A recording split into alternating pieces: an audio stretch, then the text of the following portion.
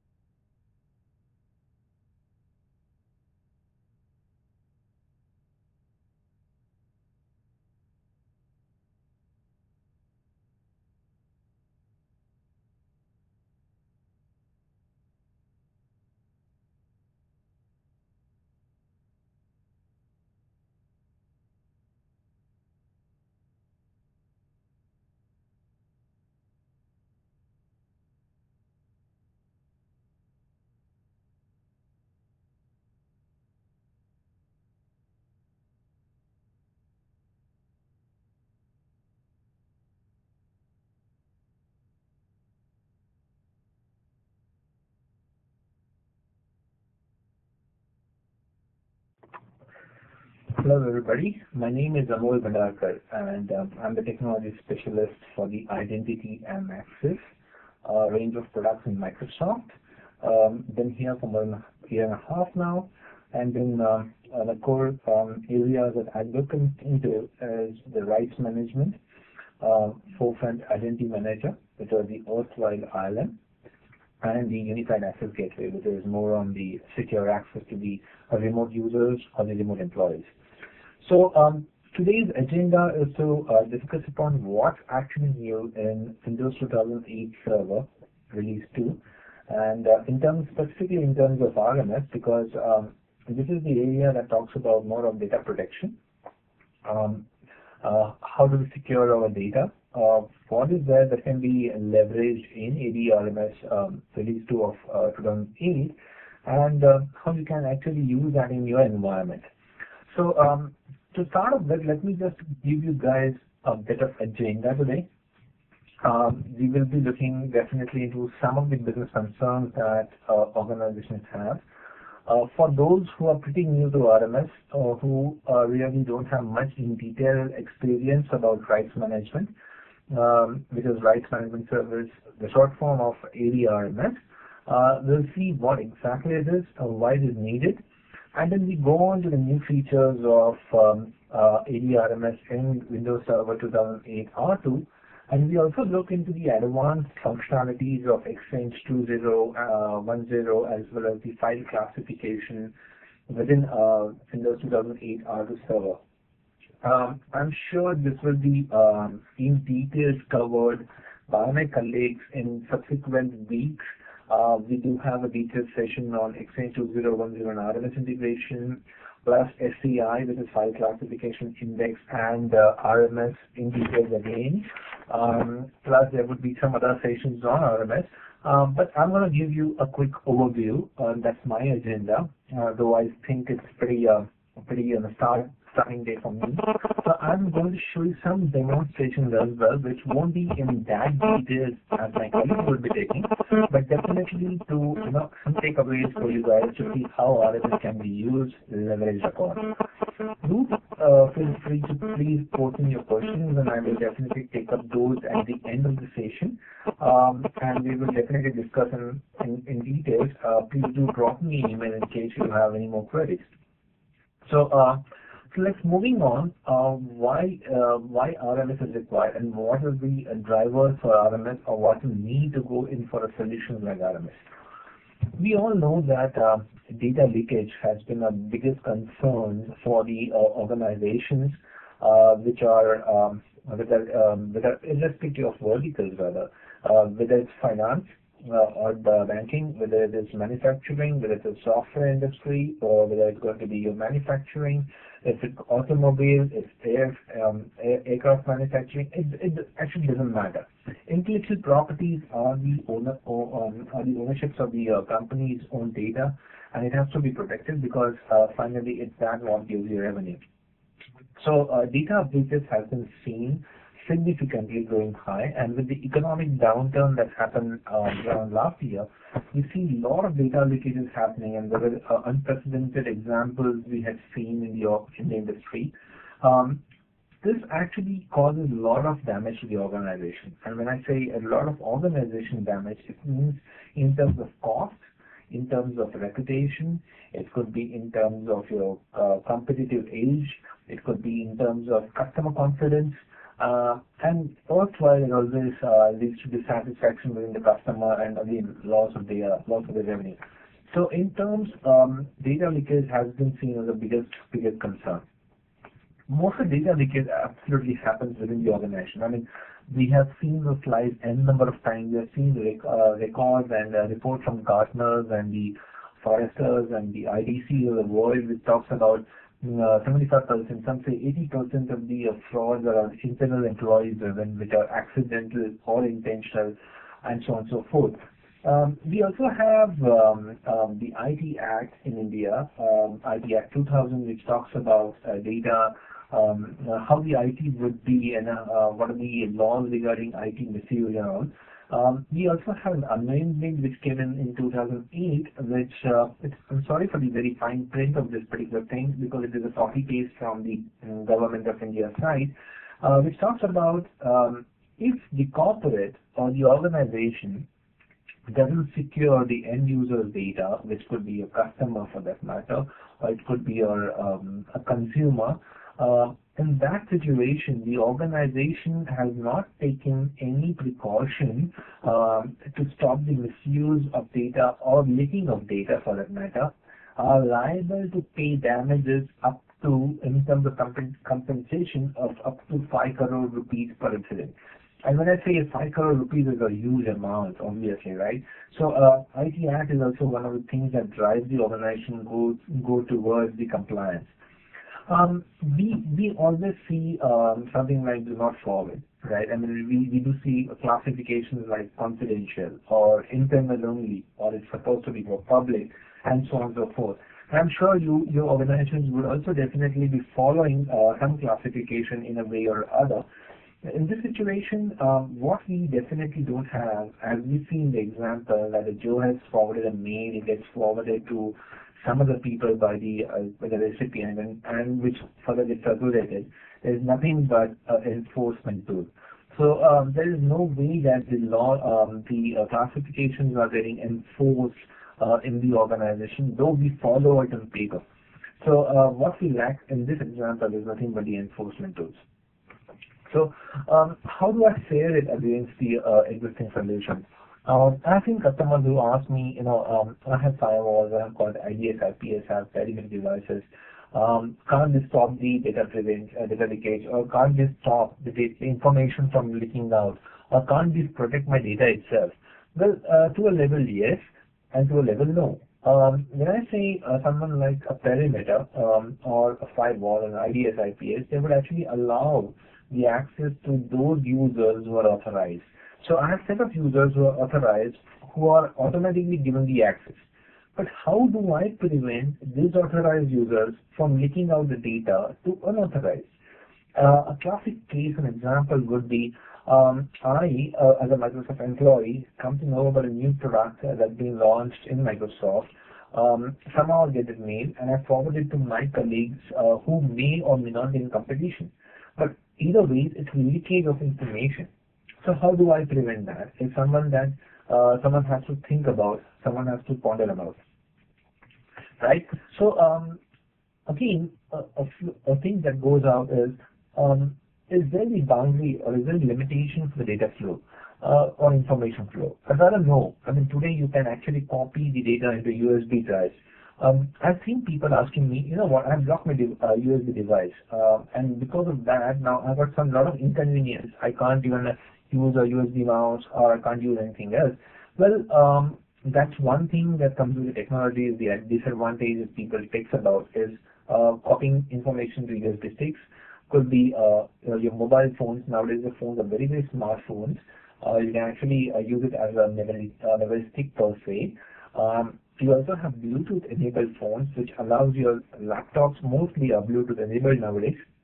You can copy the data from your laptops to your mobiles. You can actually copy it on your laptops itself per se and take it home, burn a CD, DVD. It could be a wired network, could be a wireless network. So there is no boundary as to how do I demarcate, this is my internal information and this is my external environment, or this is my partner and vendor environment. So there is no way I can demarcate. So there are no boundaries to information flow, right? So how do we stop the information from leaking out? And that's where we come up with RMS, or Active Directory Rights Management Services, so-called, also called as ADRMS, also called as RMS. Now, RMS typically takes your data, it encrypts the data using AES algorithm. And when we say AES algorithm, it's more of a standard algorithm, nothing proprietary about it from the Microsoft company. So we take the information, we encrypt the information, and we add something called as policy. So nothing but policy is how do you want the users to use the data. So when I say how do I want the user to use the data, I would say yes, user A can actually read the data, but user B can edit the data. Whereas I would like user C to actually amend the data, or my document would expire after so and so days, and so on and so forth. So this is nothing but your rights management, which takes the data, encrypts, and applies the policies on top of it. Now the beauty of this solution is the data is actually encrypted, and the encryption as well as the policy information goes along with the data, whether it's within your organization or whether it's outside your organization. An example would be, I take a file, rights protected file. In the backend, the file is getting encrypted, and the policy gets applied as to who can read it, who cannot, who can edit it, who cannot, etc., etc. This file, then if I send it across either through a mail, or through a web mail, or through USB, or through Bluetooth, or maybe wireless environment or wired environment, the recipient, whosoever gets a file, tries to open it, may not be able to open it unless the permissions allow it. So that means the protection is resident. It is a perpetual protection. It is all persistent protection that goes along with the file across. So there is no way the data can get leaked out. So that's where we stand out from a traditional DLP solutions, where DLP says, okay, this is the perimeter, and if the data is supposed to be sent across the perimeter, that's it. That's your lookout. That's you are responsible for. DLP will not allow unless you take an exception. But we say, okay, fine, if the data, even if data goes out of the organization, it's still protected, and you will be able to still enforce the policies the way you want to the external user as well. And that's where the whole price protection comes into. So moving on, how does the RMS work? I mean, that's a pretty straightforward question when we say, okay, this is RMS and how is it going to work? We do have a central server, which is nothing but your RMS server. And this RMS server has got something called as policies defined. It has got a database, so you can see a SQL database in the backend. This SQL database is basically the database that holds all the audit trails and the policy information. RMS per se is a web service, so it does not require any other protocols or any other ports to be open. It works on port 443 or 80, whether you use SSL or you don't SSL. Active Directory is where the user base is, so we don't need to create users individually again. They are taken in from the Active Directory in terms of authentication. And that's again a beauty of the solution. If you are an AD customer, or if you already have an AD in your organization, it's just a matter of putting in the RMS server, on top of your Active Directory and just rolling it across. So how is RMS going to work? So when let's say assume that author wants to create a document. In this situation, the author is actually going to pick up the file, is going to click on say protected. That's where the author is the RMS client running on the author's machine is going to contact the RMS server and it's going to download something called as a rights access certificate, or RAC as we call it. It is nothing but the authorization or a unique encryption key that's being sent across to the author. Now, author is then going to define the permissions for the particular file, right, which is nothing but your policy information. Now, based on that policy information, there's something called as publish license. Okay, nothing but an encryption of the file is taken care. That means your file gets encrypted and a license or the permissions are issued. Now, if you see, there's no information there's no up arrow from the author to the RMS server. That means there is no need actually to go to the RMS server to do the activity. The author can then distribute the file or the data across, and it could be any mechanism, it could be absolutely any way, whether it's a Bluetooth or if it's your a mail or it's a web mail kind of a thing. The person then receives the file is going to click and open the file. When the person tries to open the file, that's where the RMS client on the recipient's machine is going to contact the RMS server, okay, saying that this is the file that I'm trying to open. Can you please validate this user or give me the permission to open it? That's when the RMS is going to talk to your Active Directory, authenticate the user, whether he's a right user or not. Once he's found to be a right user, it's going to generate something called as a use license. Now, use license is something that will allow the user to actually open the document based on the permission that he and she has. So, whatever the use license comes in, it's consumed by the application and it gets rendered, and the user is able to either view the document or is not able to view the document at all based on the permission if he or she doesn't have, or he is able to open and edit the document based on the permissions, or able to print it, and so on and so forth. So this information is actually controlled via the RMS, and this is how it works. If you have any questions, please do use the Q&A and put in all the questions. So what RMS gives you? What are the capabilities of RMS? So RMS is persistent protection, as I said. It stays with the file. There is no way that if you right protect the file, it will be left alone. Whether the file stays inside the organization or outside, whether it's used, whatever mechanism is used, it still goes as protected. So it could, as I said, it could be any mechanism. It goes protected. The protection stays with the file itself.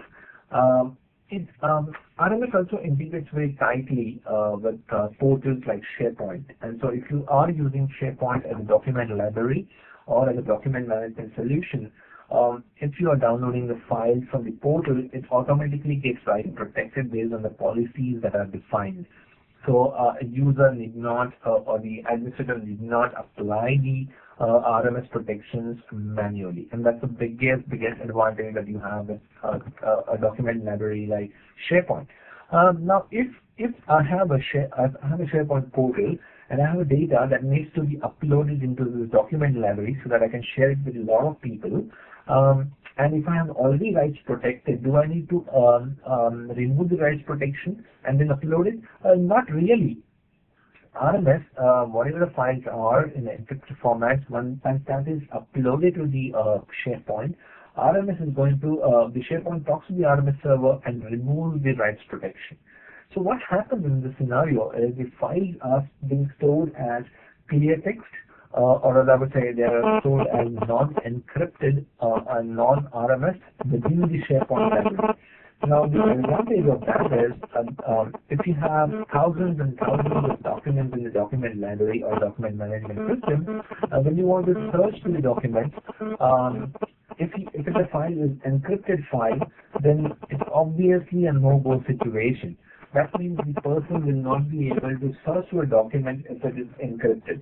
So for that reason, the RMS protection is removed by the SharePoint automatically, and the user is able to search through the SharePoint library, and that's the biggest USP of SharePoint and RMS integration. So I'll be able to show you that today, how that demo is all about in terms of if it's a file, how do you download it and get automatically rights protected. Moving on, the portal is going to protect the file whenever it's accessed. That means whenever it's downloaded, not really when it's in the portal, so that you can still use the searching and indexing capability of the document library. And that's the biggest USP in the solution. So let's move on, and I'm sure you guys will be dying to hear this particular part, because this is more on what's new in Windows 2008 to in the RMS section. So going forward, what's new? So we all know Windows 2008 has been there for a long time now. It's been there for a year or more. And in Windows 2008, what we have seen particularly is all about installation. In case of a standard Windows Server role or the enterprise server role, it's just a role in Windows Server. Unlike Windows 2003, RMS server installation utility need not be downloaded from the Microsoft site, and that's a biggest advantage. It's a completely wizard-driven installation. There is no command lines to be processed and all. All the dependencies like IIS server, the MSMQ within that, the Windows process activation, etc., is done automatically during the role installation of ADRMS within Windows 2008 and R2 as well. So that's the huge advantage. So I've seen installations of RMS server happening within half an hour, kind of a thing, and it's the biggest advantage when you want to do a quick POC or a quick evaluation. Provisioning, there is no need of interaction with Microsoft Service. That means if you guys have ever worked on Windows 2003 RMS, you had to download the certificate from Microsoft site, which would allow you to have the RMS installed and configured. Now there is no need to go to the Microsoft site and download or create a certificate and create a request file and upload that. It's a pretty self-signed certificate. That's the biggest advantage. You can create your own self-signed certificate within the RIS of the ADRMS installation. These are a couple of new things that we have seen. Improved management. When we talk about how are we going to manage this particular deployment of RMS, obviously it has got a snap-in MMC as compared to the earlier Windows 2003 web administration. Well, it has own advantage of accessing from anywhere, but I think MMC gives you more capabilities, more features to do a lot of things within the administration UI. So you are able to use it not only from the server manager UI, but you also use the custom MMC for managing the entire RMS cluster. Now, a cluster is not exactly the hardware level cluster or software cluster that we're talking about. The RMS cluster is nothing but having the RMS servers running in load balancing kind of an environment. So the NMC can manage the entire cluster of RMS or the local server or the remote server. The NMC also allows you to create templates. Now, when you want to create or apply the policies uniformly across the organization, that means, let's say in Microsoft we have something called a Microsoft Confidential, which means this information is supposed to be within only the four walls of Microsoft. That means all the employees they contract or the full-time hires will be able to use this information. But if the information is sent across outside the organization, it cannot be used. Okay, so it's rendered useless. So for that, we have this policy called as Microsoft Confidential, wherein we have added the 80 groups like the full-time employees and the all employees of Microsoft. And then the permission of whether it's going to be reply forward or reply all, and all those things are given for the mail. In case of Word, it can be copy, edit, and all those stuff. So you can have these templates created for the organization-wide use, and that will allow you to apply the permission in an immediate fashion. And I'll show you this all capabilities when we actually go to the demo section in a few minutes. So that's again a quick and good feature within the MMC. This is somewhat limited, but a reporting facility within the RMS. And this RMS MMC reporting is more on from the perspective of troubleshooting. It's more from the perspective of statistics as to how many requests came in, how many certified users are accessing that, what is turnaround time for the response time, etc., etc. So this is again available in Windows 2008 Server and R2, but which was not available in Windows 2003. So these are a couple of things that you can see. Again, you have separation of duties within the ADRMS UI. So when I say separation of duties, I would say segregation of duties, which is the right word. You can have administrators level of users who can create the templates and stuff. So you can have template level administrators. You can have system administrators which can actually create these RMS service accounts. RMS servers can be added to the cluster, HA can be defined, and so on and so forth. You also have RMS auditors who can just generate the reports and nothing else. So you can actually delegate a lot of day-to-day functionality of the RMS maintenance across your board. Now, I mean, RMS itself is very less maintenance heavy as compared, because it's more of a database in the back end and the web service in the front end. But still, if you want to actually do a maintenance, a regular maintenance, it's still a dedicated administration is completely possible with that. Moving on, what does it also allow you is federation scenario. Now, this is pretty new in case of 2008 and R2 both, and R2 will collaborate more on that as we come across. So, in RMS can actually allow organizations to collaborate between themselves without requiring users to key in their user ID password. For example, if let's say organization A and organization B wants to exchange the data in an RMS-enabled data between themselves, they can actually use ADFS, and both should have an RMS and ADFS implemented, and then the both trust can be the ADFS trust can be formed between these two organizations, which will allow them to exchange the data securely. At the same time, the recipient organization will not have identities created in each other.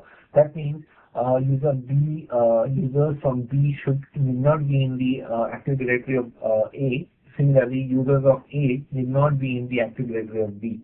They can, using their existing domain credentials, will be able to access the information. But there are some caveats and there are some restrictions when we talk about this. Is the group expansion functionality was not available. So if you are using groups in the templates, these templates, when used along with ADFS, really cannot expand the group and see the memberships of the users who are within the group. So that was very limited in case of ADFS. You can say no pre-licensing. So when I say no Windows Mobile pre-licensing, wherein let's say you send a mail, Exchange can automatically fetch your user licenses. That is the use licenses that is allowed, that is the permission that you have to open the mail or no, and what level. That could not be achieved in ADFS scenario, in a federation scenario. Also, you couldn't actually access the XPS content, which is your XML paper specification format documents which are rights protected or which is also enabled for rights protection, could not be accessed. So that was one of the restrictions that had. So if I go on to Windows Vista and Windows 7, okay, so when I say there is no need to install the RMS client, RMS in case of Windows 2003 and XP requires external utilities to install, which includes a server installer in case of RMS server installation. But in case of clients, you need to install a RMS client. Now, this is not required in case of Vista and Windows 7 because it's part of your operating system itself. and that's a huge commitment that Microsoft has towards allowing users to go ahead and use RMS. It's going to be there for a long time to come. Okay, and we definitely have a better roadmap for how do we take this forward. So it's part of your operating system. No need to install anything. There is no need to push any utilities or the clients across your environment. So this actually gives you an advantage of faster rollouts. Gives you advantage of quick adoption of this technology. In case of templates, when you create the templates within the organization, that needs to be distributed across the users. Now, in this situation, RMS allows you, in case of Vista and Windows 7, the template propagation can be scheduled as per your scheduled tasks. So that's again an advantage where it's automatically downloaded onto your client. There is no need to create policies separately for that, and that's again a huge advantage. In case of Vista and Windows 7 again, XPS, which is XML paper specification format, can be, the client is already included into the operating system. So you can actually write protect the XML documents or XPS documents for that matter, and you will be able to use the same objective as the RMS for XPS now. So these are the advantages in case of using Vista and Windows 7. So I'm going to move a bit ahead and see what's there in the Windows 2008 R2 now. So in case of Windows 2008 R2, what we have got is the federation enhancements. And when I say it's going to be a federation enhancement, it means that now we can actually work across with any third-party federation provider, which could be a SiteMinder, which could be a Identity Federation, or it could be an Oracle Federation, or it could be Integrity for that matter, which is nothing but SiteMinder. So all these federation providers, there is no dependency on anybody else. There is no need just for the ADFS. So you can have ADFS and the other party can have SiteMinder, or you can have Oracle or Tivoli, and it will still work. And that's again a huge advantage for the adoption of technology. That would allow organizations to federate among themselves and share the protected content, ensuring data security. In this situation, again, you do not create any users in your organization's AD to allow your partner organizations to access the content. Again, that enables us easy provisioning. And what the new thing is, now we can actually use the groups, the group expansion, which was not available in case of our Windows 2008 RMS, is now available in case of our AD RMS 2, R2, in part the R2, in the federation support. So that's again a huge advantage as compared. So how this collaboration can work if I'm going to use ADFS in this scenario? Do I need to enable something if I have to have a federation scenario? So I've taken two examples over here of an organization. There's Contoso and there's Fabricam, and both have their own ADs. I can see we call the Contoso as a resource domain because that's where the RMS server is and that's where the documents are coming from. And then the end user is nothing but the Fabricam in our situation. Now, how would the ADFS in our R2 scenario work for the RMS? Okay, now in this situation, let's assume that Alice is going to send across the document. So if you see, Alice has got the rack and the CLCs created for herself. That means she has registered and the certificates are available for her to write, protect the data and send it across. Whatever document she sends across, let's say it goes to Bob, which is rights protected, and hence there is a PL, nothing but our published license, that would say what the user is going to do. This data is then, when Bob opens the document, from the published license, the URL which talks about which RMS server should this be requested to. In that situation, it comes to the RMS server or Contoso domain. Okay, for getting the certificate. Now here there is a web SSO agent sitting on the RMS server because it's an ADFS scenario. Now what is this web SSO agent? Web SSO agent is the one that is going to pick up the request and forward it to the right domain provider or the service provider to authenticate the user, or the user provider to authenticate the user. So RMS sees that, okay, fine, this is actually not belonging to our domain, it belongs to somebody else. So it's going to redirect to the ADFS server, not the AD, the ADFS server in Contoso, to find out where does Bob belong to. Okay, so once the ADFS server says, hey, Bob belongs to the AD from Fabricant, that's where the user, the RMS client, not the user. For user, it's like a few seconds thing, but Bob is redirected to the ADFS server within his own organization. Now that ADFS server will be able to automatically determine that yes, it belongs to me and my AD, so that's where the authentication takes place. Now once the authentication the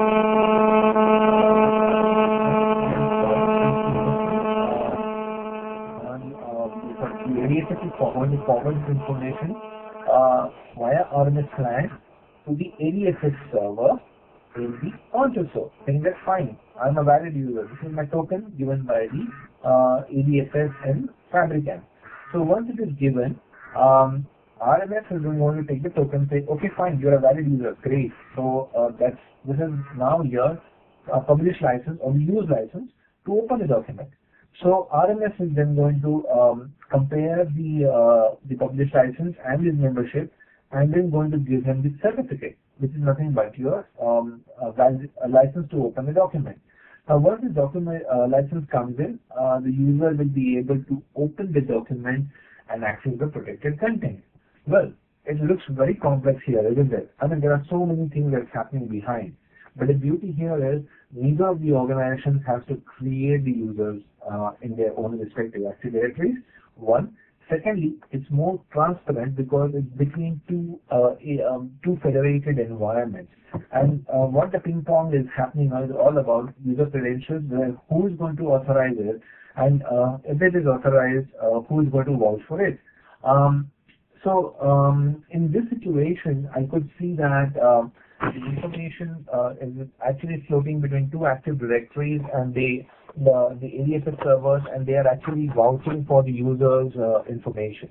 So that's taken care over here, and we can see that the user is able to access the protection. Moving on, let's see what else is given here. Now, in this situation, group expansions, as I said, will allow users to collaborate with external users as well. So you need not just have the group expansion for the internal users, it also works very well for the external users. It also allows the organizations to have control over the publishing. So when I say publishing of a group definition, you can actually have a group definition defined within the organization that is going to publish the directory. That means there are two kinds of environments here. One is the user environment and the publishing environment. In case of a publishing environment, it's going to be defined over there.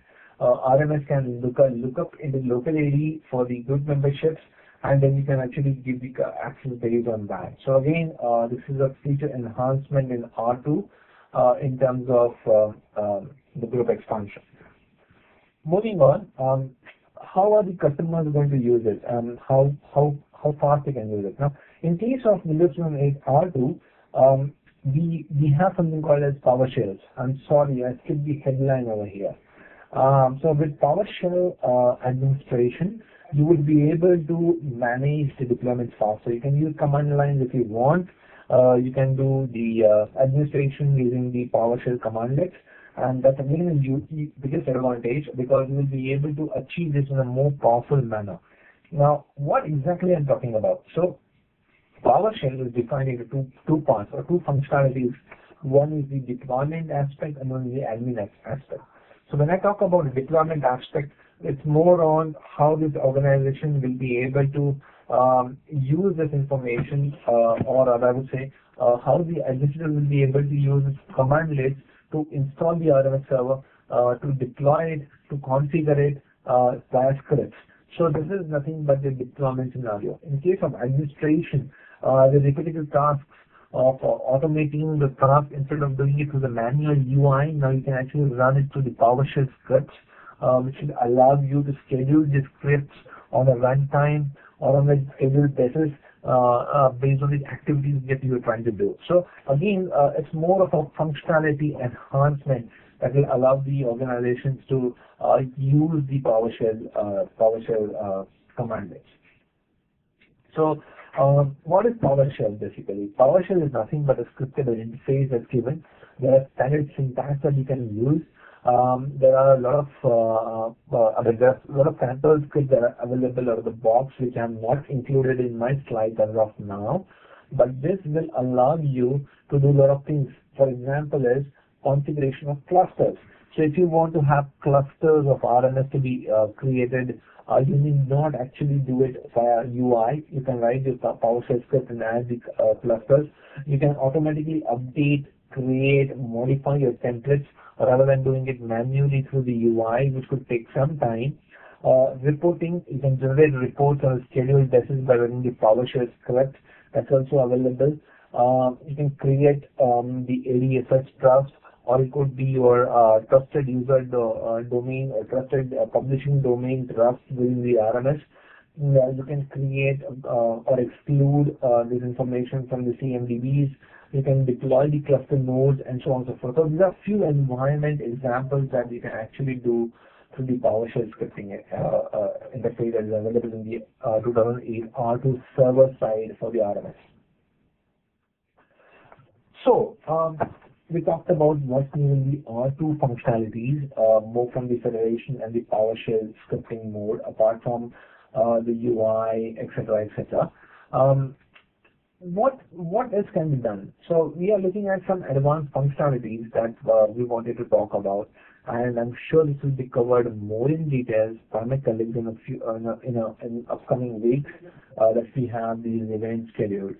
So looking at the advanced functionalities, Exchange 2010 integration is one of the key ones in this. And when I say Exchange 2010 integration, as you guys know, Exchange 2010 is already launched. It has a lot of functionalities, and the major functionalities also includes integration of RMS in a tighter manner, which includes what can be done. So 2010 Exchange can automatically classify a mail based on its contents. Okay, so we define rules at the transport layer, which will pick up the content based on the pattern, strings, and so on and so forth. And based on the information that is being classified, you can apply the protection automatically to the mail message body as well as to the attachment. Now, that's a huge advanced feature.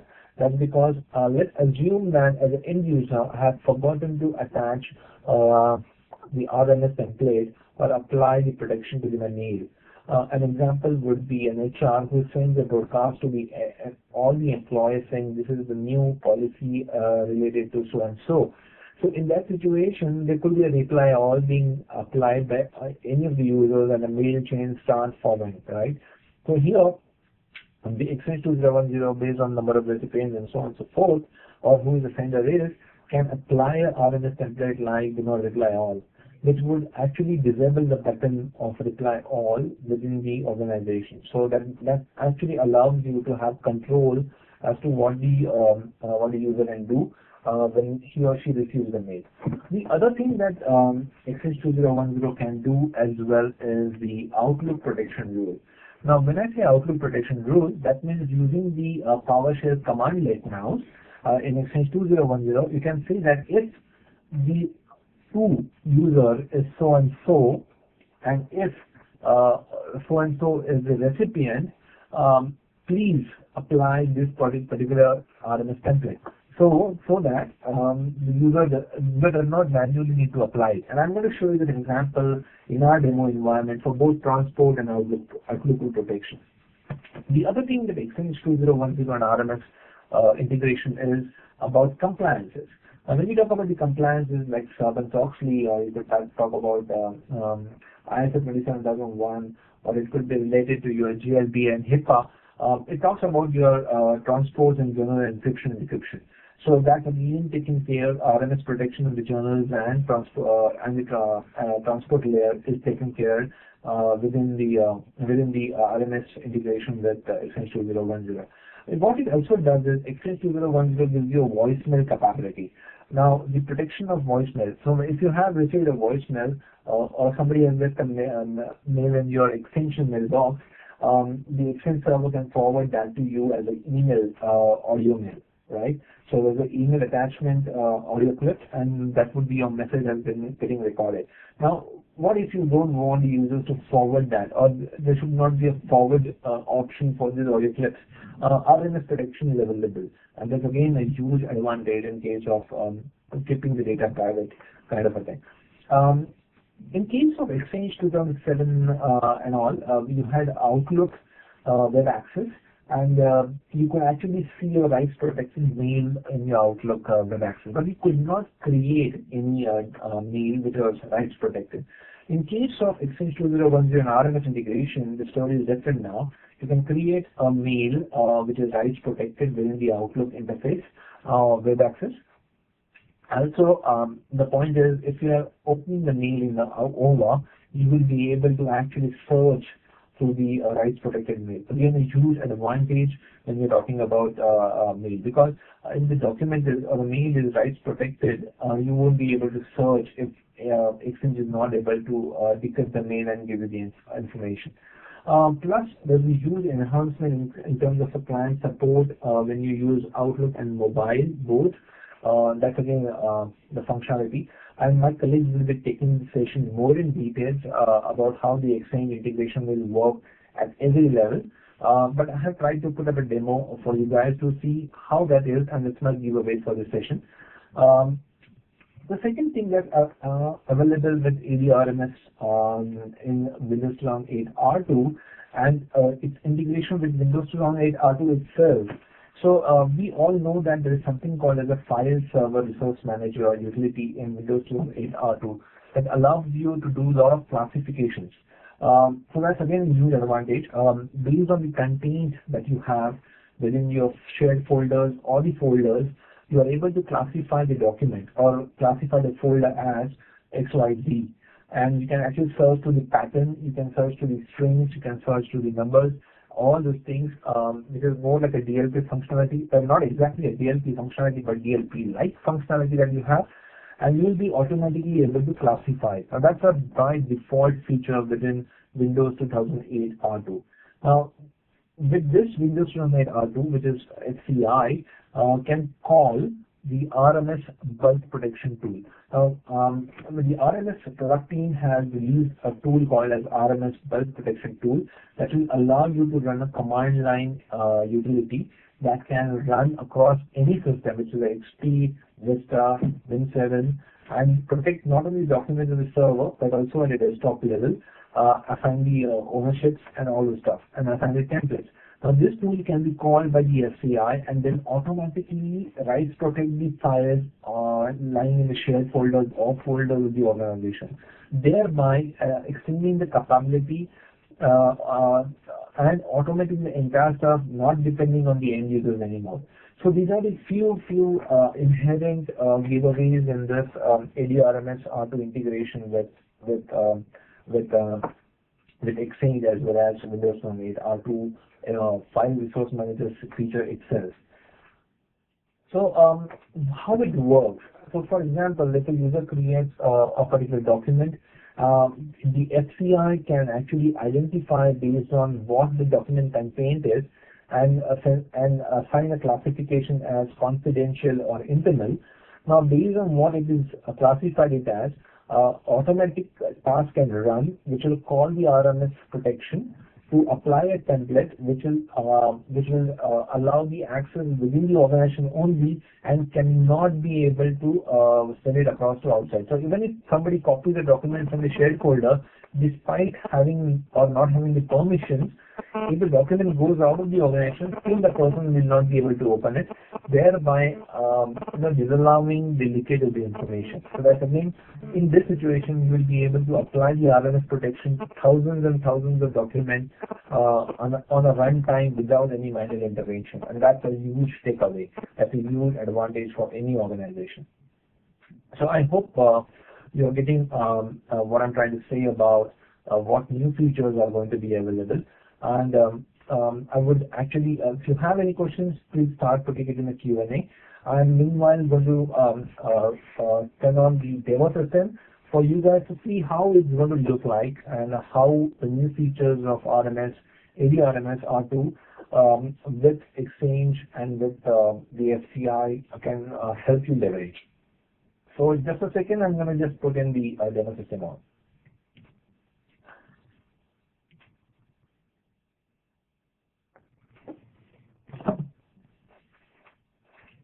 Okay, so right now, I'm on my machine. This is my client system, okay, which is called as Cairo. It's running Windows 7. Then got our Office 2010, which is the beta release. Okay, and this is actually a desktop of my environment. So you can see a small snippet of the environment behind. Okay, and before that, let me just go up and pull out my Exchange server. Now, I have my Exchange server in front of us. Okay, and this is the Exchange server 2010, which is being used. Okay, and then on this Exchange server, okay, I'm actually going to open a webmail, okay, over, and I'm going to log in as a user called as Chris, who is a normal user. Let's assume that he's accessing it from home for the interest of our time and opening any other image. So in this situation, I'm just opening the Outlook over. Oh, HTTPS is the over.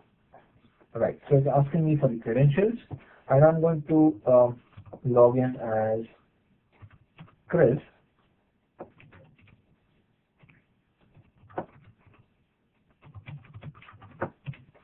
Okay, so Chris is logging on. Chris Preston logs on to the OVA.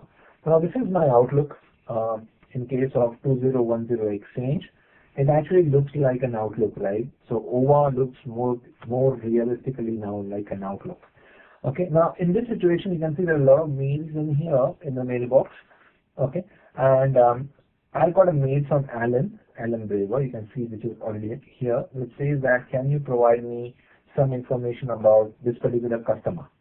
Right, now I want to reply to him, okay, saying that Alan, there is a PO already raised, so I'm going to send it to a user called as Joe. Okay, I want to say Joe, PO number 1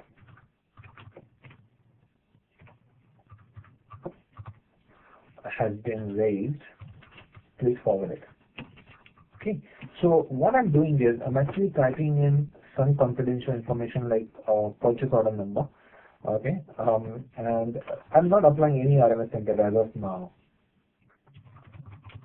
Right, and I'm just sending it across to these two guys called as Alan and Joe. Now if I just send it across, send, okay, now let me go back to my system, which is Joe has logged in. So my desktop, which was Cairo, okay, if I just open my command prompt and say who am I, you can see I'm logged in as Joe, okay, and as Joe, I'm going to open my Outlook. You can see the mail that has come in has got a flag which says it's RMS protected, and you can see here the RMS protection is already done. So based on the content, I didn't even have to type in or select any RMS information out there. So I just double click this mail and I can see the permissions. As an end user, I can just read this permission, I can do a reply and reply all. I cannot forward it, okay? So I can see my forward button has got disabled. I'm trying to click here, but I'm not able to do anything. If I select this information and right click, I'm not able to copy it because it's a financial information. It's got automatically rights protected, and that's a huge advantage to any organization who wants to secure their content on an automated basis. Okay, so this is the title integration that I was talking about. However, I can do a reply all because that's my permission given right? So it allows me to do a view, a reply, and reply all. Okay, as given by Joe. Okay, so now I'm going to say, okay, here attached is the financial data. Okay, and I'm going to attach a document. So you have some document, sample document called as forecast. Okay, now this is a sample document. The mail is already protected, and I'm not doing anything. It's already RMS protected. I'm just going to reply to this mail.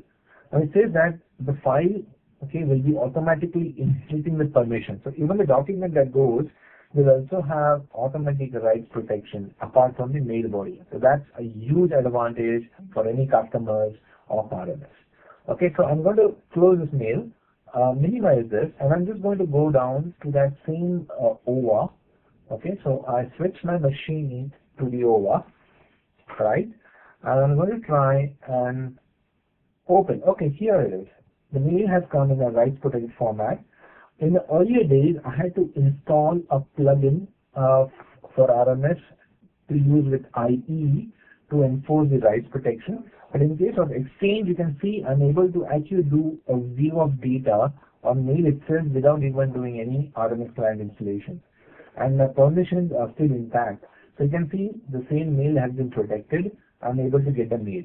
Now, I want to show an example I was talking about is with the OVA and RMS integration, I will be able to search through the mails, which are even rights protected. Right? Now, in this situation, if the mail was rights protected and I had not decrypted it, I would not be able to search through it. So let's say I want to search for PO, okay, and I search that. You can see there are so many mails only that have got PO. Okay, let me say financial. Okay, so let me put a let me put some word like data. Let me search through somebody like Alan. Okay, now you can see it's actually searching through even the rights protected mail, right? So I can see that some data has actually been populated over here. Can actually rights protected data can be searched through the Exchange by the user. So that's again a huge advantage for the Exchange users. Okay, so I'm going to close this now. That's one of the use cases that I want to show about the Exchange integration with RMS. The other thing that I wanted to talk about was how is this rights protection happening? So if I open the RMS console, the Exchange console, okay, and this is where I can see the transport rules that are being defined. Right now, I can see here there are at the hub transport level. I've got two rules. Okay, one is based on keywords and another is based on the purchase order. So if I open the purchase order example that we have just seen, okay, I can see the at the transport level, it says that protect any mail that has got a PO number. Okay, so I have a format and apply the rights template. So if I go in, I can have conditions like if it is same between the so-and-so distribution lists, or if I can say any mail for that matter, okay, and if the message or the subject has a text pattern which is digit hyphen digit digit digit digit, that is 4 digits hyphen 4 digits, protect it with a particular template. Now if I click on this, you can see that it actually goes to the RMS server and tries to find out whatever templates are available in the RMS for the protection. And that's again an advantage because you will not go and manually add the templates. Here are the templates that are available in my RMS server at this point of time, and automatically be able to show me that, right? So again, a huge advantage in case of using the policy-based automatic discovery and all. The other thing I wanted to show you guys was this was transport level rules within the Exchange and RMS integration. The other is the Outlook protection rules. So now in the same Outlook, okay, had I wanted to send a mail to let's say Joe, Okay, and I just, not Joe, let's say Chris for that matter. Okay, do I see anything happening? No, there is no rights protection. If I had to protect this mail, I had to go to File, I had to go to Permissions, and then I would have to either say do not forward, so that I can see this do not forward coming in, correct? Or I would have to go and select whether it's going to be confidential only, and then I can see it's will be confidential, which says that it's only for the employees and nothing else. But now I really don't know that I want to actually rights protect a mail. I want to send a mail to a particular group of users who are very critical. So I have users called as finance users. The moment I click on this, you can see automatically the rights protection is done. And this is what is the Outlook protection rules that are available whenever you integrate Exchange 2010 with RMS. Automatically the users, based on which users you are putting in or picking up, you are able to apply the RMS protections on the fly. So the user, if the HR is in this situation, is sending to all the employees in this company, automatically a do not reply all template can be applied. Right? So this is one of the classic examples that I wanted to give. Now, this was more on the Exchange integration story, right? And we are able to see how the Exchange would work in this situation. I wanted to give you an example of SharePoint story as well. Now, we have a SharePoint server right now in our environment, which I'm just going to pick it up. Okay, we have this server called as Sydney. Okay, I presume that you guys are able to see the machine Sydney. Sydney is the Exchange server. You can see there is a Exchange console already opened up. Okay, now this is my Exchange server, sorry, the SharePoint portal. And in this SharePoint portal, I'm actually going to go to the Operations tab, okay, and show you how this RMS integration with SharePoint, how easy it is.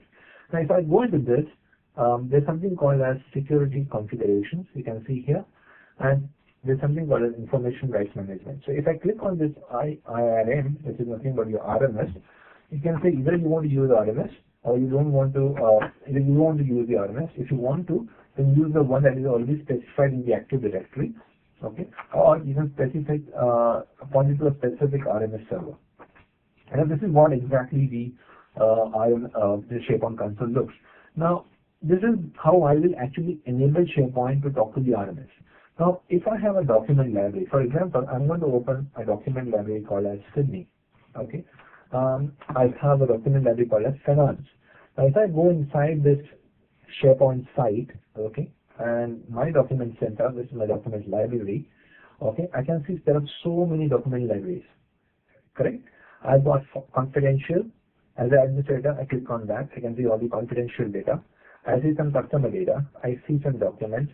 I see some financial data, which is new, which is created by somebody like Alan. Now, if this is the finance, if I go to the settings of the document library, okay, if I go to this finance document library, and if I try to see what are the permissions, okay, you can see only finance users have got full control, right? Okay, and all other users, okay, all other users, that means all your employees have just read access, right? So now, knowing that it's only for finance and not for other employees, I go to my AD server. Okay, now I'm opening Denver, which is my Active Directory. Okay, so what you have now in front is my Active Directory. You can see it's an AD, which has got the ADSS, the RMS, and all the stuff installed. I'm going to quickly go and open the users information, right? Now in this AD, I have so many users, and I have got finance users as a group. If I open finance users and see the members, there are only two guys. One is Alan and one is Dennis. Okay, Joe is not there as a part of, is not the part of the finance users. So the finance document library is only applicable to the users like Alan and Dennis, and the others have completely only read access. So let's go back and just go to the user desktop, which is Cairo, and I'm going to open the SharePoint library now. right? So I open the SharePoint library as the end user. Who am I? Who am I logged in as? I'm logged in as Joe. Okay, so let's quickly look at who am I. Who am I? I'm Joe, right? Now Joe is able to go to the RMS document library, the SharePoint document library, go to Document Center, right? And I go to Finance. I see this statement flow, okay, modified by Alan, okay. I want to download this, so I click on this. I want to read it, right? You can see it says that the document is protected, okay, and can be viewed in the XPS viewer because it's an XPS file. Now, it's just not a Windows it's not a Office file, it's a XPS file. So I click on XPS viewer. Since we already have a XPS viewer as part of, you saw that it's acquiring license, and it says open the XPS file. Now, if I click on this permissions, you can see you can only read the document. You cannot copy the document, you cannot print it, you cannot sign it. That's it. Okay, so that's example of a typical example of this particular information of enforcement of the thing on the download. So when you're downloading the file from SharePoint, automatically it applies the RMS permissions, and then you are able to enforce that. This is a quick example of how it would be. And had it been the same thing, had I been using Alan, in fact, I would have won full permission for this particular document because I was the finance user who has got a full control. So this is a quick example of how the SharePoint and RMS integrates. The other thing I wanted to show you was on the integration with FCI, right? The FCI, how it's going to protect the data. Now, before we start on that, let me just pull up Denver, which is my 2008 R2 server. Okay, I'm going to minimize the screen, and I'm going to pull something called as File Server Resource Manager. Right? So the File Server Resource Manager is the one that's where you actually define the FCI, the File Classification Index. So in this information now, as part of the user who manages the classification and all, okay, I can see that there are two things, properties and rules. So if I go into the classification properties, I have created two kinds of properties. One is the business impact documents. Documents that are got a high level impact, right?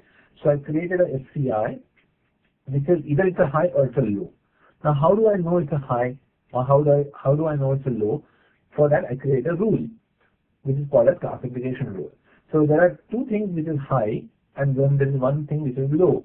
So if I go in the document, it says based on the keyword, okay, it will be a high impact. Now what is that keyword? It's called as intellectual property, where if all the files which are located in this particular folder, which is C:2 WGB group bank documents, okay, and if it has a content, okay, then it will be high. Now what is this content? If I go in and go to the parameters, you can see if there is a string called as intellectual property, then it is a high impact. That means it's classified as a high impact document. Okay, so that's one classification. The other rule is it's called as it's based on the credit card number. You can see here the documents with high impact based on expression for credit card numbers. So I can have 4 digits, hyphen 4 digits, hyphen 4 digits, hyphen 4 digits. Any document which is lying in this folder will be classified as, okay, based on the content, is a high impact if I go to parameters, there are 4 digits, hyphen slash 4 digits, hyphen slash 4 digits, hyphen slash 4 digits. So because the credit card is 4 digits, hyphen 4 digits, hyphen. Please pardon the interruption. Your conference contains less than 3 participants at this time. If you would like to continue, press star 1 now, or the conference will be terminated.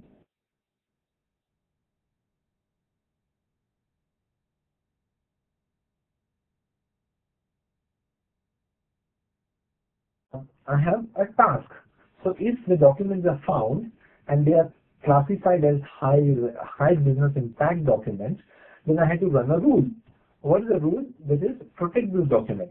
Okay. So what is this protect my document? So it's automatically going to apply a template called as a read-only template. to any document which is classified as high business impact. Okay, so an example of this nature. Now what is the action? You can see I'm actually running a PowerShell script, and this script is calling nothing but a bulk protection tool, right? So let's see how this is done. For this example, I'm going to go to the end user Joe, right? I'm going to open his C drive. I go to tools. I go to bank documents. You can see there's a shortcut. Now this shortcut actually is nothing but a network shortcut. So if I go to the properties, you can see it's actually nothing but Denver and WGB documents. This is nothing but our folder in our AD server, right? So I'm going to copy this file, customer information, into this network folder. Okay, right? You can see it's in Denver and WGB documents. Now for our simplicity, I'm just going to switch back to Denver, right? Now, do I see this document coming? Yes, customer information has come into my C tools WGB, right? I'm going to run the classification rules, okay, to see what is being classified as. I run this. Now this can be all automated. I'm just showing this step by step so that we all grasp what is going on in the backend. The SCI is now running. It's actually trying to search the documents. It's already done that. It's found one document, right, of so and so size, okay, and it has found it as a high impact regex, nothing but a credit card related document, right? So that's the classification. It's not yet applied the protection. Now if I go to this document and open this, okay, you can see there is no RMS at all. There is no RMS at all, right? If I go to file, protection is completely anyone can open and copy, right? Now this is what is the current thing. Now I go to the file rule and I'm going to run the task, what was our action. So I'm going to run this action. Now what do I expect? I expect that it goes and automatically apply the RMS template, right?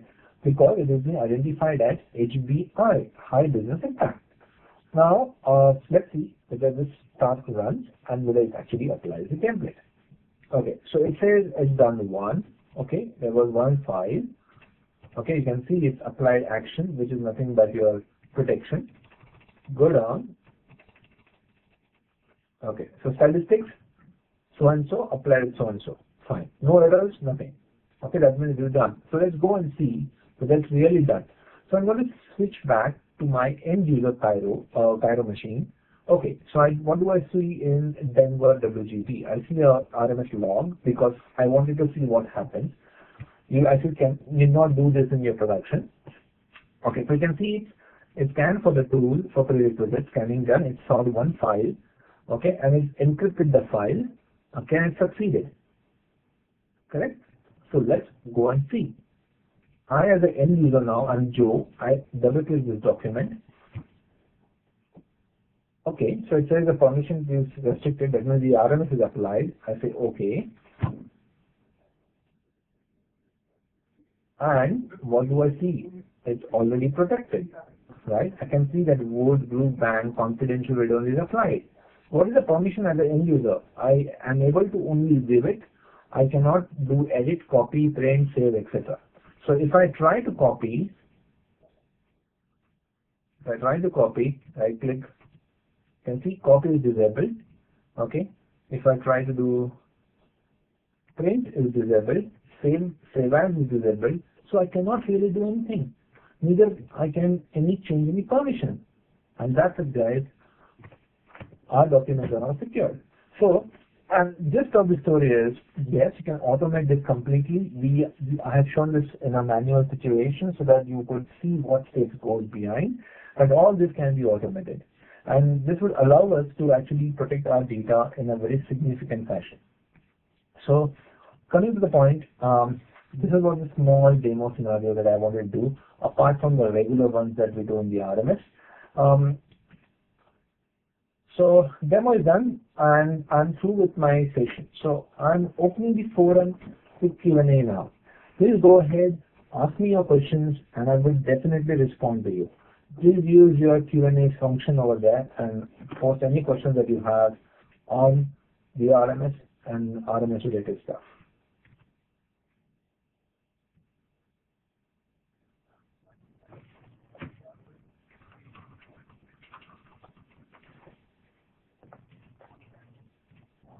Any questions, guys? Okay, so I have a question. Are there RMS SDK available for Linux to allow decryption on mobile platforms? Actually, RMS SDKs are definitely available, but not really for Linux. Okay, not really for Linux. You can still use your Windows platform, but you can extend it to the other mobile phones. So we have partner solutions like Liquid Machines and GigaTrust who extended the RMS protection to BlackBerry. It's possible in Symbian if you can actually spend some time on that as well. Next question is that will it override the permissions of SharePoint when both is used in the environment? No, it does not override the SharePoint permissions. SharePoint permissions are actually just like, for example, in case of SharePoint, you would say let's contribute. That means the person can edit it, right? But edit, okay, and whether it's going to be read. If there is no read permission, the user cannot even see the document library. But in case it is a read and the person download document, he can actually save as the file or copy paste information into another file. So I can actually apply a template whether it's only a read permission and he cannot copy paste or not. So we are actually tightening the SharePoint permissions by using RMS and not allowing the data to get leaked out. So I think that would be more complementary rather than overriding. Okay.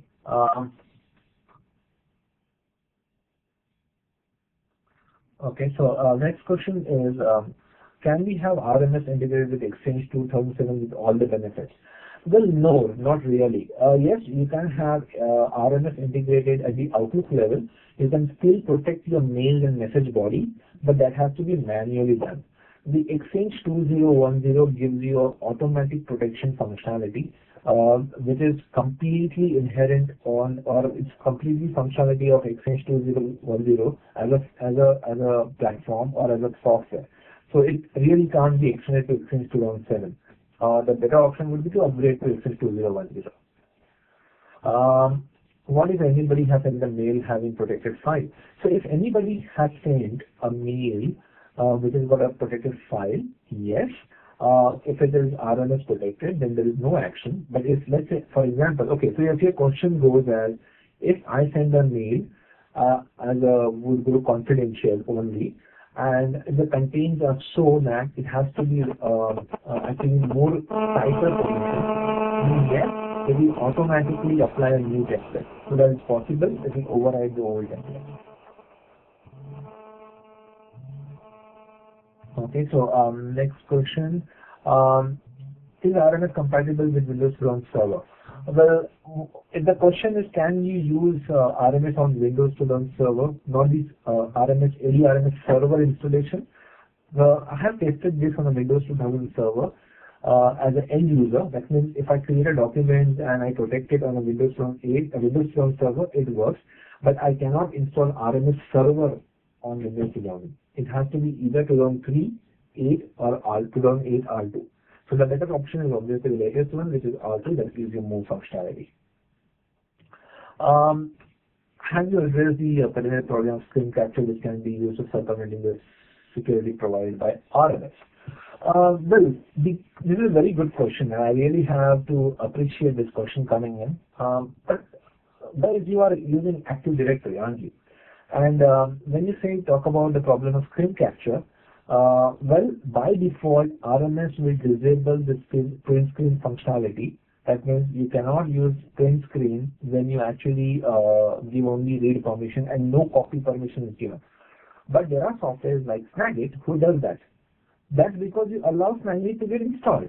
Why do you want users to install Snagit? It's not a good security practice. That means you are not enforcing security. If you're not enforcing security, what do you expect RMS to do? Enforce it for you? Well, actually you have Active Directory. You have group policies. You should not allow any other unauthorized software to get installed and we'll take print screen and print capture of that. By default, RMS will go up to this print screen functionality, but you have to have your GPO in place to enforce your policies. If you're not doing them, I'm sorry, you're actually not using Active Directory properly. Shall we take a digital access report for a particular file? You can. All data is actually added to your SQL database, and in SQL, you have detailed audit storage maintained. You just need to write your own custom query, which is nothing but your SQL query, to generate the reports. So yes, you can get access detailed reports. See, all documents have got a unique MS GUID, right? Now this GUID is nothing but a unique ID for all the documents. So you can actually use the GUID, find out who opened the document at what time from what IP and all those stuff. Yes, it is possible to do that. If I take NFTSC of this PC and other PC and take Princeton from the other PC, well, I think, guys, it's repeating the same thing. It's more on the policy front rather than taking a print screen. If you allow a print screen software to come and do that, then there is no other way. You need to enforce your security policies in a proper format. Is there a virtual machine in which we can install 2008 R2? It is not working in Microsoft Virtual PC. Yes, you need to use Hyper-V to install Windows 2008 R2. Virtual PC is no more software that can be supported for that. You have to use Hyper-V as a software. Okay. Moving to the next question. Can Exchange 2010 request for certificate for the user and encrypt the mails on the fly like Domino can do? Well, yes, it does. Okay, so Domino is just, again, a functionality within your client server environment. That means you have to use client of Domino or Domino Notes client to use that. In case of Exchange, you can use it in the OVA, you can use it on the Outlook and all the stuff. Exchange will definitely, what do you think I'm able to look at the mails that the moment is downloaded? It's because Exchange gets the certificate for the end user and passes it on to the user's machine. Okay, and it can also encrypt the mail on the client. That's exactly what I demonstrated. So guys, I think one more small thing that I wanted to show, and maybe if I can show you right now, if I go to Madrid again with my Exchange server, and let me open up the OVA. Okay, so I'm just going to quickly load the OVA again. Login as Wood Group Bank Chris and my password. Okay, now one thing is, if I create new, you see the permissions box here. You can see all the templates that I have, and I actually apply these templates. If I say Wood Group, will Domino do it on a windmill? No, we cannot. Okay, so these are all very strong features of Exchange 2010 with RMS integration. Okay, so what I'm going to say is, yes, you can have rights protected mails created over OVA. I'm not using thick client Outlook. I'm using OVA, and I'm still able to get that functionality, right? So this is important to understand that I can create the mail, rights protected mails on OVA. I can actually search through that mail and all this stuff. Exchange 13 installed server 2008 RMS. Yes, supported. You can use RMS server 2008 with older Exchange. You can use with AD, which is 2003 and all. It does not matter. It can still work in a backward manner, but you will not get all the functionalities of what we saw today in terms of automatic application of RMS. You have to manually apply the RMS templates on the Outlook. Are there any similarities with Exchange 1.7 message classification? In a way, yes, because again, it's a transport level rule that you're going to apply, and it will be based on the same way. Moving on, the question is, that's it. Guys, any more questions? Please feel free to ask. I'll still hold the session for the next couple of minutes. If there are no questions.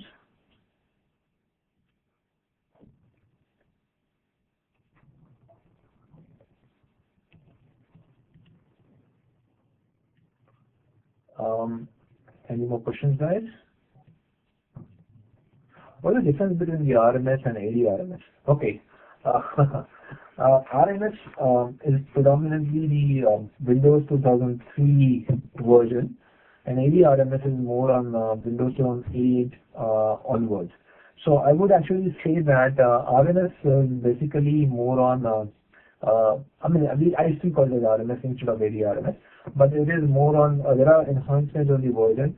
So the one with Windows 2003 is still called as RMS version 1 internally, and the thing is we call it RMS version 2 for 2008. So it's predominantly the difference, as I said initially, was you have to install, you have to download the installers, download the certificate, and then install it on the Windows 2003 server. But in case of 2000 onwards, it's more of a role and very flexible integration. So that's more the difference between RMS and AD-RMS. So the next question is, can RMS integrate with Tivoli or any third-party related services? Is it that through AD federation services? Well, the question really is, can we go beyond AD? And no, we don't, because with using AD as the backend, what we are able to do is we are able to generate the certificates on the fly, okay, which the Tivoli LDAP or some LDAP or any third-party directory like Oracle also cannot give us. It's more of the AD functionality. Even through ADFS, yes, I can actually integrate the customer. If I have a customer who is using any other federation product, well, I can use ADFS here and the federation product, and I can use RMS and ADFS integration. But I still require the directory as the active directory in the backend for my own users because of the Kerberos and the other integration factors. I hope that answers your question. The question is how it goes with Lotus Notes. See, in case you are using Lotus Notes, the mail message body will not be integrated because you don't really have that integration with Lotus Notes. But your attachments, okay, could be a Word, Excel, whatever, PowerPoint, XPS, those can be RMS protected, and your mail, your Lotus Notes mail, you can attach that rights protected document. So wherever that document goes as an attachment, it will be still rights protected. So they can be attachments, but the mail cannot be rights protected. Any link to get Hyper-V for Windows 7? Well, Windows 7 you cannot use Hyper-V because Hyper-V is a server operating system. For Windows 7 you can create a VHD and boot through that. So that's more on that. Any other questions, guys?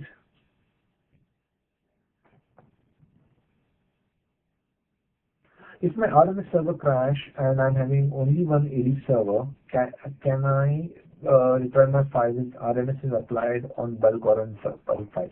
Well, yes, if your RMS server crash, okay, and you see only one AD server, okay, you can actually retrieve your file. So there are various means of using that. Okay, the best part is quick recovery. You just need to install the RMS server. The database backup can be restored, and you're up and running in a few minutes. And then you can run a bulk decryption, and that can be done. So your data is all safe.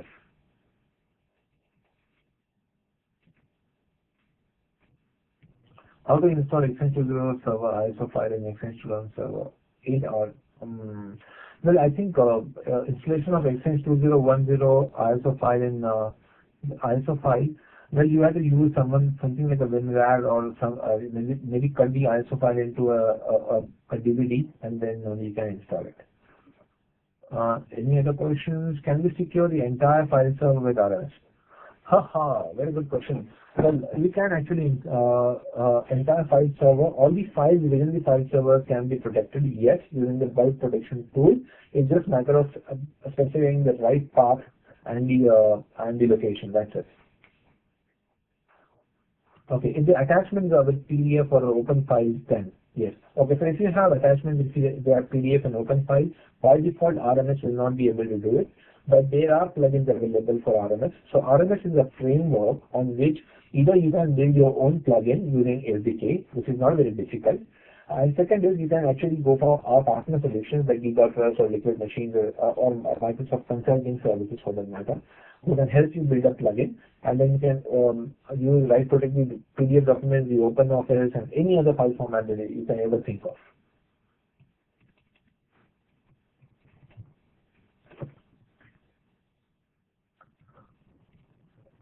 Any other questions?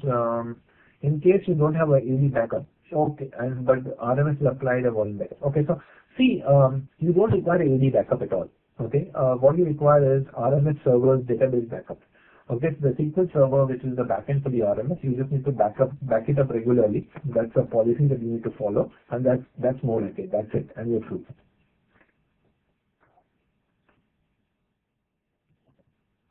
Can I have Windows 8 with RMS in Windows 3 domain? Yes, you can. You can have Windows 8 server with RMS running in Windows 3 domain. The same features.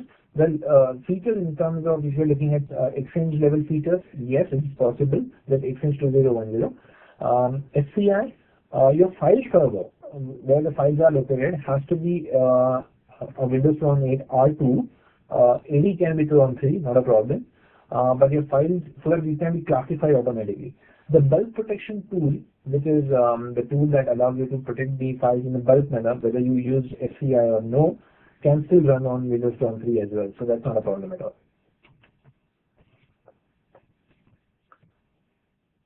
In fact, one of the demo of the SCIs, I have put it on my blog. So in case you actually want to see it, the blog location is blog.technet.com, blogs.technet.com/AmolRB. So you may want to actually use that and have a look over there.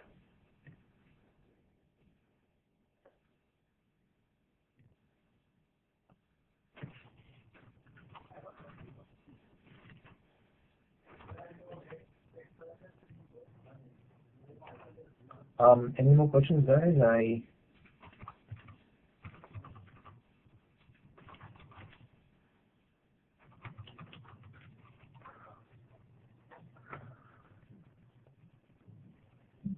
So this is my URL that you may want to actually have a look.